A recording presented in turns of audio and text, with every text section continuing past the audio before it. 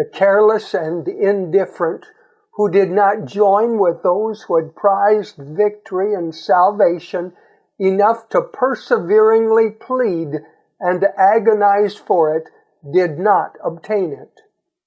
And they were left behind in darkness. But their numbers were immediately made up by others taking hold of the truth and coming into the ranks. Still the evil angels pressed around them, but they could have no power over them. For we wrestle not against flesh and blood, but against principalities, against powers, against the rulers of the darkness of this world, against spiritual wickedness in high places. Wherefore take unto you the whole armor of God, that ye may be able to withstand, and in the evil day, and having done all, to stand. Stand therefore, having your loins girt about with the truth, and having on the breastplate of righteousness, and your feet shod with the preparation of the gospel of peace.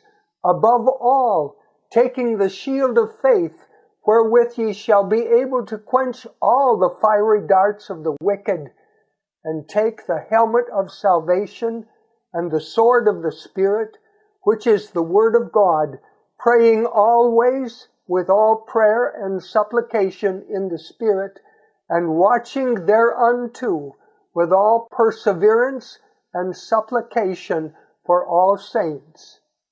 Ephesians 6, verses 12 through 18.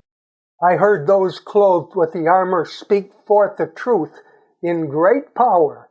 It had effect. I saw those who had been bound. Some wives had been bound by their husbands, and some children had been bound by their parents.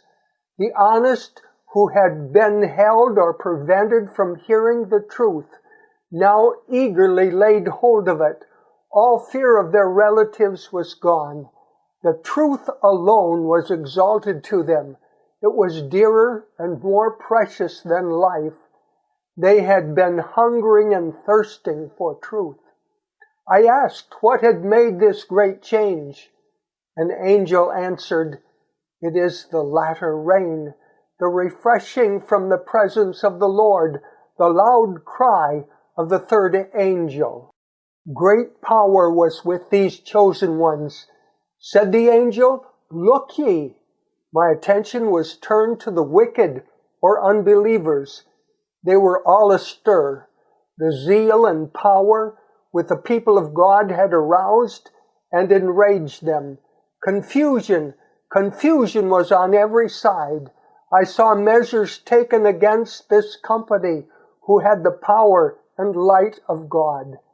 Darkness thickened around them, yet there they stood, approved of God and trusting in Him. I saw them perplexed. Next I heard them crying unto God earnestly. Through the day and night their cry ceased not. And shall not God avenge His own elect, which cry day and night unto Him? Though He bear long with them, I tell you that He will avenge them speedily.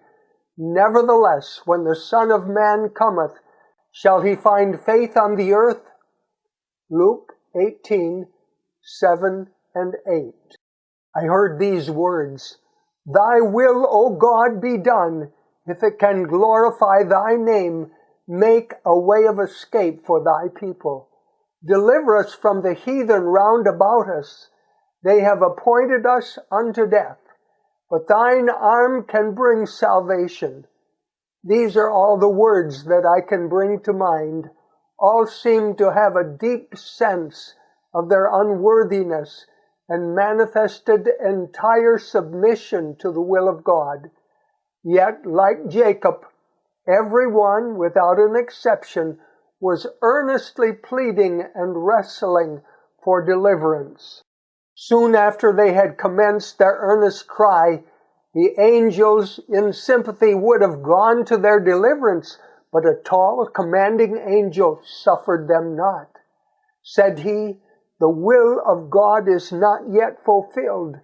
They must drink of the cup. They must be baptized with the baptism.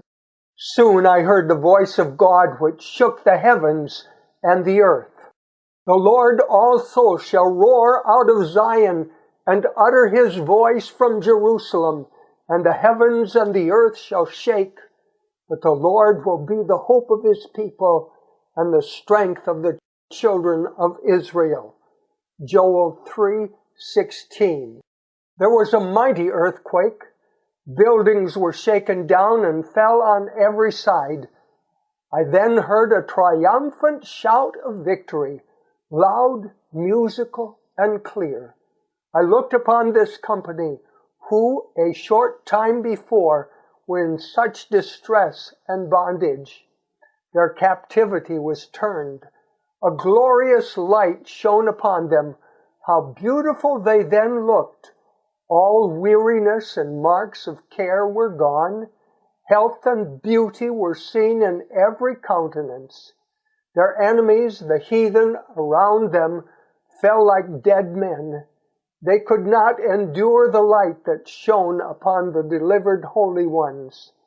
The light and glory remained upon them until Jesus was seen in the clouds of heaven, and the faithful tried company were changed in a moment, in the twinkling of an eye, from glory to glory.